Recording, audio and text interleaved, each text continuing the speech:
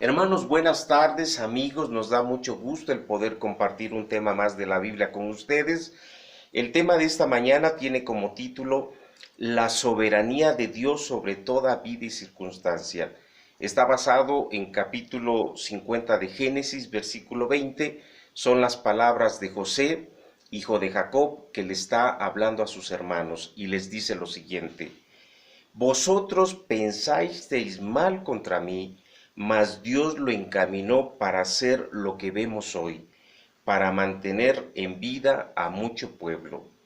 A manera de antecedentes, decirles que José es una de las personas más importantes en el relato bíblico por ser el instrumento que Dios utilizó para preservar la vida de su pueblo Israel, y esto durante los 7 años de hambre que sufrió la región en ese entonces.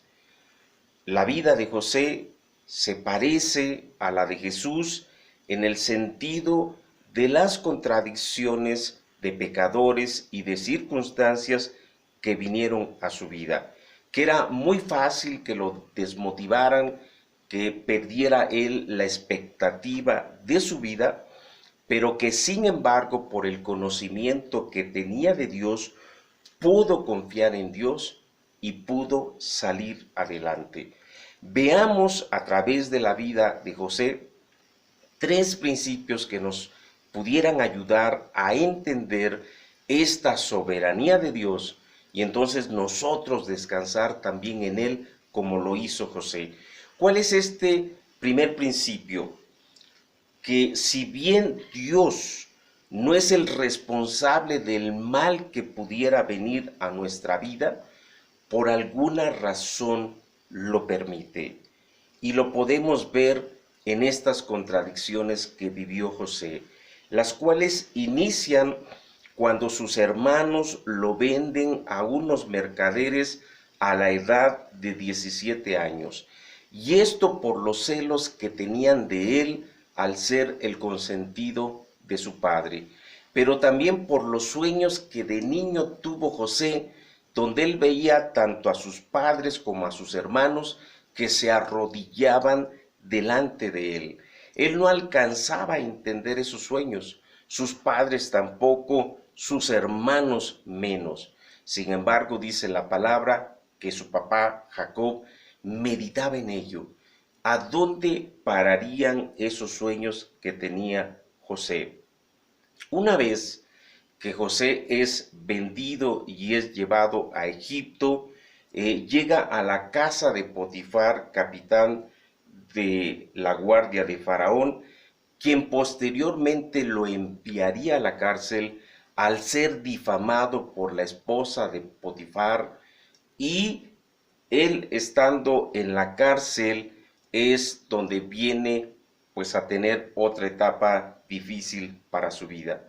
Para José era claro que esto había iniciado por la venta que habían hecho de él sus hermanos, una acción que para él había sido mala, de pensamientos malos, como se los pudo decir 13 años después.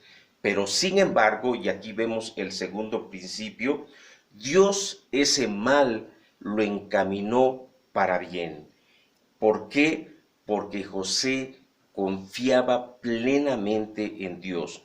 Si bien José no podía entender el porqué de las contradicciones en su vida, nunca dejó de confiar que Dios tenía el control sobre toda circunstancia, a tal punto que él se propuso agradar a Dios al lugar a donde él fuese. Cuando estuvo en la casa de Potifar, Dios estuvo con él, halló gracia a los ojos de Potifar y Potifar lo puso como el administrador de su casa. Cuando estuvo en la cárcel, Dios estuvo con él, halló gracia a los ojos del jefe de la cárcel y fue puesto al frente, al cuidado de todos los presos. Dice la palabra que todo lo que hacía José, Dios lo prosperaba. El mal se convertía en bien para José, a pesar de que él no entendía por qué circunstancia estaba ahí ni a dónde iría a parar todo esto. Y es aquí donde viene el tercer principio.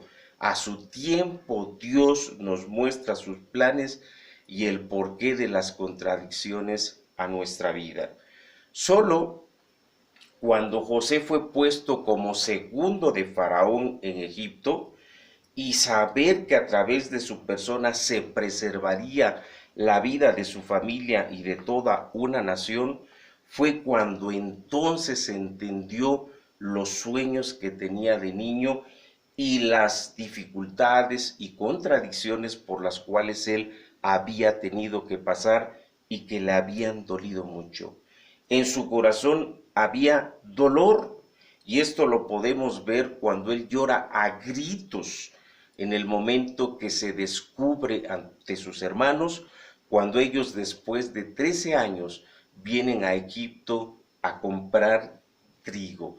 Dice la Biblia que fueron tales los llantos de José que la casa de Faraón y todo Egipto se dieron cuenta. Sin embargo, a pesar del dolor por el cual él había pasado, él ya no tuvo reclamo alguno hacia sus hermanos, y él les pudo decir lo siguiente: ahora pues, no os entristezcáis, ni os pese de haberme vendido acá, porque para preservación de vida me envió Dios delante de vosotros. ¿Cuál es la conclusión a estos tres principios? Que no hay ninguna circunstancia sobre nuestra vida que no esté permitida por Dios. Y esto lo podemos ver nosotros en el libro de Lamentaciones capítulo 3 versículos 37 y 38, que dice lo siguiente: ¿quién será aquel que diga que sucedió algo que el Señor no mandó? De la boca del Altísimo no sale lo malo y lo bueno. Y por más difícil que pudiera ser una circunstancia o situación en nuestra vida, puede ser encaminada para bien por Dios, si es que a través de esa situación Dios cumple su propósito sobre nuestra vida. Debiendo entonces nosotros creer y descansar que Dios es soberano, no hay nada que esté fuera de su control. Dios es bueno, porque dice la palabra que su voluntad para nuestra vida es buena, es agradable y es perfecta, pero Dios es fiel, porque Dios prometió que bendeciría a todas las familias de la tierra si creyesen en Él. Que esto pueda fortalecer tu vida, que esto te pueda mostrar la soberanía de Dios y el control de Dios que Él tiene sobre tu vida. Nosotros encantados de orar por ti, de apoyarte, de acompañarte con la palabra de Dios para que tú puedas conocerle. Decídete a buscarle, decídete a ir a Él. Él es fiel y Él está cercano. Dios te bendiga mucho. Muchas gracias.